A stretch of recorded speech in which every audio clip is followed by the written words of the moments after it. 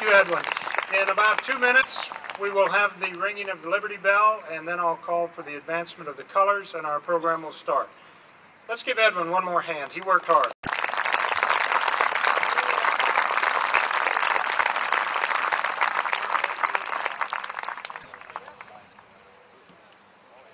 Garden Committee, I want to welcome you to our program tonight. Harry Truman once said, "Men make history and not the other way around." The veterans we honor tonight did indeed make history, make no mistake. And that is the significance of Memorial Day, a day that is sometimes lost in the rush to enjoy a national holiday, but not for those who respect and revere and honor veterans. We know the price millions of Americans have paid for the defense of our country, and Memorial Day is the special day to honor the lives of those who made the ultimate sacrifice on our behalf. General Patton, in remarks at an Allied cemetery in Italy during World War II, said, "In my mind, we come here to thank God that men like these have lived, rather than to regret they have died." And that is our mindset this Memorial Day. You and I owe a debt that can never be repaid to the men and women who have perished in the defense of our freedom. Thank God they have lived. Their deaths are a heavy burden for the nation to bear, but the words of General Eisenhower put that burden in perspective. Ike said, "A soldier's pack is not so heavy as a prisoner's chains." In paying tribute to veterans on Memorial Day, General Douglas MacArthur said, "Not by edict, not by directive, not by law, but by the depth of affection do we honor today the veterans who are buried in our midst. Their name and fame are the birthright of every American citizen. In their youth and strength, their love and loyalty, they gave all that mortality can give. They need no eulogy from me or from any other person. They have written their own history and written it in red on their enemy's breast.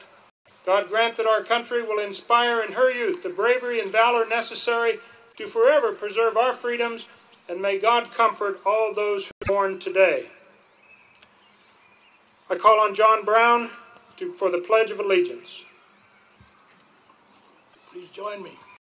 I pledge allegiance to the flag of the United States of America and to the republic for which it stands, one nation, under God, indivisible, with liberty and justice for all. Thank you.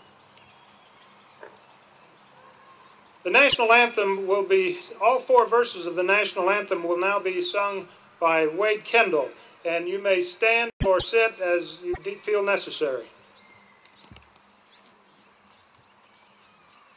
Oh, say, can you see by the dawn's early light what so proudly we hailed at the twilight's last gleaming, whose broad stripes and bright stars through the perilous fight o'er the ramparts we watched were so gallantly streaming, and the rocket's red glare, no bombs bursting in air, gave proof through the night that our flag was still there. Oh, say, does that star-spangled banner yet wave o'er the land of the free and the home of the brave? Order! Cut! On the shore dimly seen through the mists of the deep, where the foe's haughty host in dread silence reposes, what is that which the breeze o'er the towering steep, as it fitfully blows, half conceals, half discloses?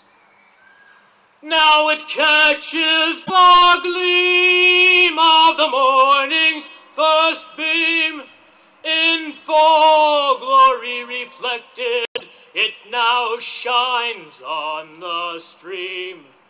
'Tis the star-spangled banner oh long may it wave o'er the land of the free and the home of the brave. And where is that band who so vauntingly swore that the havoc of war and the battle's confusion of home and the country would leave us no more? Their blood has washed out their foul footsteps' pollution. No refuge could save the hireling and slave from the terror of flight or the gloom of the grave. And the star-spangled banner in triumph doth wave o'er the land of the free and the home of the brave.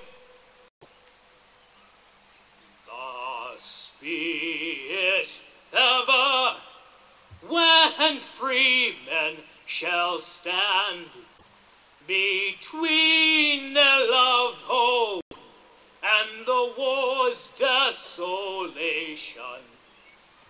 Blessed with victory and peace, may the heaven-rescued land praise the power that hath made and preserved us a nation. Then conquer we must, when our cause it is just, and this be our motto: in God is our trust, and the star-spangled banner in triumph shall wave o'er the land of the free and the home of the brave.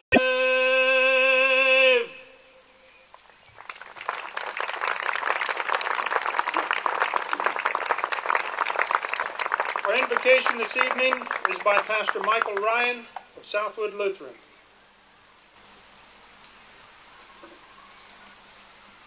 We are gathered together to honor our fallen.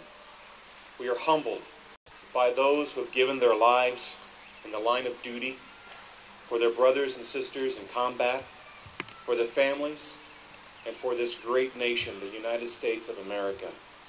We stand here to remember our honored dead, some of us in tears, some in awe, all with a deep sense of gratitude. We give thanks for those brave men and women, even though they no longer have ears to hear it. It's our hope that they will know our love, and they will know our gratitude. They will know that their lives has given us hope, hope for a secure and free future.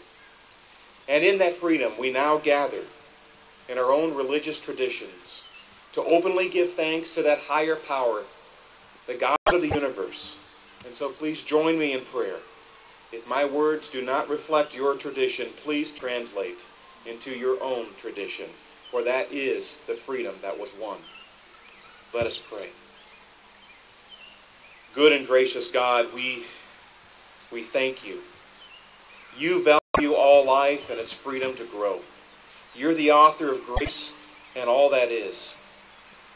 But that grace and freedom means we will be suffering differences, brokenness, and divisions in our world. 236 years ago, colonists along the East Coast were dreaming of freedom and liberty from Great Britain. The Sons of Liberty were preparing for battle, and in the taverns and in the homes up and down the eastern seaboard, they were developing a strategy for defeating the British. In Philadelphia, Boston, Williamsburg, Charleston, and other cities, plans were being made to cut ties with a government that forgot about the rights, the voice, the freedom of people who were willing to take on us through the 236 years of our great nation. Millions of our soldiers, our Marines, our sailors, our airmen, Coast Guard people, merchant Marines have died in the fulfillment of those oaths. True, you cannot kneel in prayer on a certain spot and think he's there, but you can to the ocean go. See whitecaps marching row on row. No one for him will always ride in and out with every tide.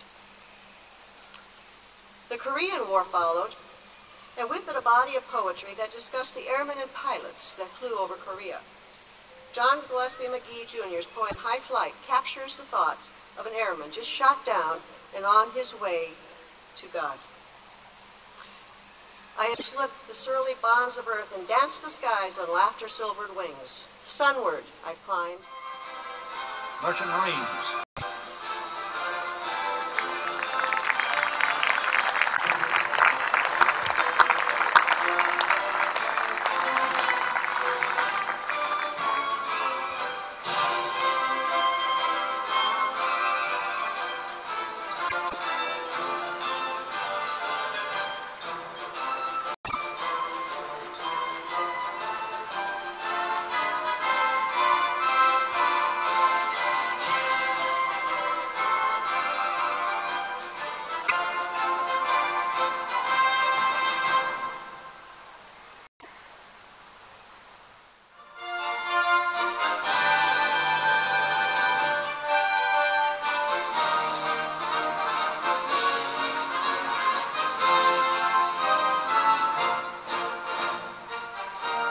United States Army, all please rise.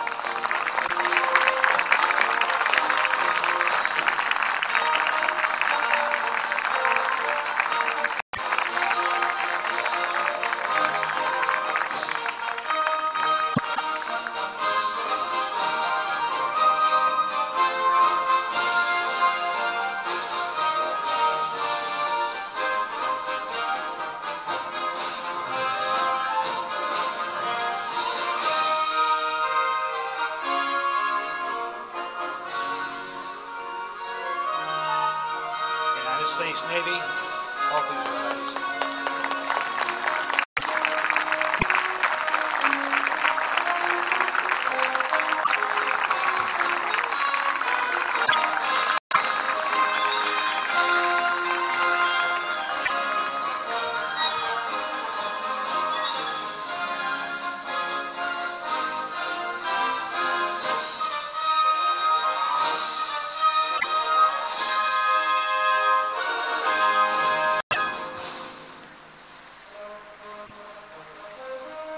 United States Coast Guard.